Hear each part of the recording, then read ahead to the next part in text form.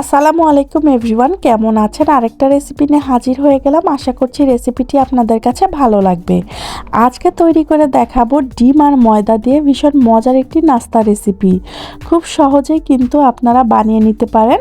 তো চলুন দেখে নিই এই রেসিপিটি বানাতে কি কি লাগছে।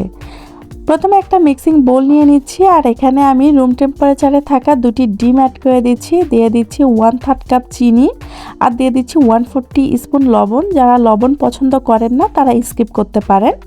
এটাকে এখন খুব ভালো মতো নেড়েচেড়ে মিশিয়ে নিচ্ছি। চিনিটা গলে গেলে এর মধ্যে আমি অ্যাড করে দিব 1 কাপ ময়দা। আপনারা চাইলে আটাটাও ব্যবহার করতে পারেন।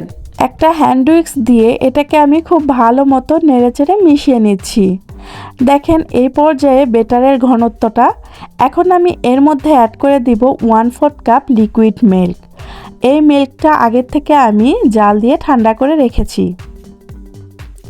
আমি একবারে মেশাবো না, অল্প অল্প করে মেশাবো, আর আপনাদের বেটারের ঘনত্বটাও দেখিয়ে দেব। এখন এর মধ্যে অ্যাড করে দেব 1 টিস্পুন বেকিং পাউডার আর 1/2 টিস্পুন ভ্যানিলা এসেন্স। আপনাদের কাছে যদি ভ্যানিলা এসেন্স না থাকে সেক্ষেত্রে আপনারা এলাচের গুঁড়াটাও ব্যবহার করতে পারেন 1/2 টেবিল স্পুন। অ্যাড করে দিচ্ছি 1/4 কাপ রান্নার তেল।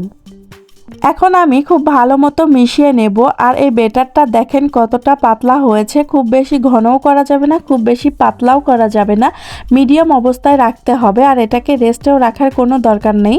চুলায় একটা প্যান বসিয়ে দিয়ে এখানে পরিমাণ মতো তেল দিয়েছি, আর একটা চামচ নিয়েছি। এই দুটাকে খুব ভালো মতো গরম করে নিয়েছি। এখন কিছুটা বেটার আমি চামচের মধ্যে দিয়ে উপর থেকে তেলগুলোকে দিয়ে দিচ্ছি। একটু পরেই দেখবেন পিঠাগুলো চামচ থেকে খুলে আসছে। আমি সেমভাবে আবারও চামচটাকে গরম করে নিয়ে আবারও কিছুটা বেটার দিয়ে দিচ্ছি। দেখেন কত সহজে পিঠাগুলো খুলে আসছে। চুলার আঁচটাকে কিন্তু মিডিয়ামে রেখে পিঠাগুলোকে ভেজে নেবেন। চুলার আঁচটা বাড়িয়ে দিলে পিঠাগুলো পুড়ে যেতে পারে। আমি সেমভাবে সবগুলো পিঠা ভেজে নেব।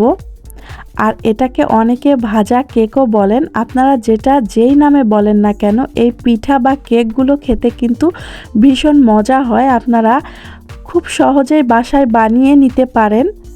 আশা করছি রেসিপিটি আপনাদের কাছে ভালো লেগেছে। ভালো লাগলে চ্যানেলটি সাবস্ক্রাইব করে পাশে থাকবেন, আর পেজটিকেও ফলো দিবেন। আমি এই পিঠাগুলোকে ভেঙে দেখিয়ে দিচ্ছি। দেখেন কতটা সফট হয়েছে। এই পিঠাগুলো বাসায় একবার হলেও বানাবেন, আর যাকে খাওয়াবেন সেই কিন্তু প্রেমে পড়ে যাবে, আমি গ্যারান্টি দিয়ে বলছি। তো ভালো থাকবেন। অন্য কোনো দিন অন্য কোনো রেসিপি নিয়ে আবার আপনাদের মাঝে হাজির হয়ে যাব। ধন্যবাদ।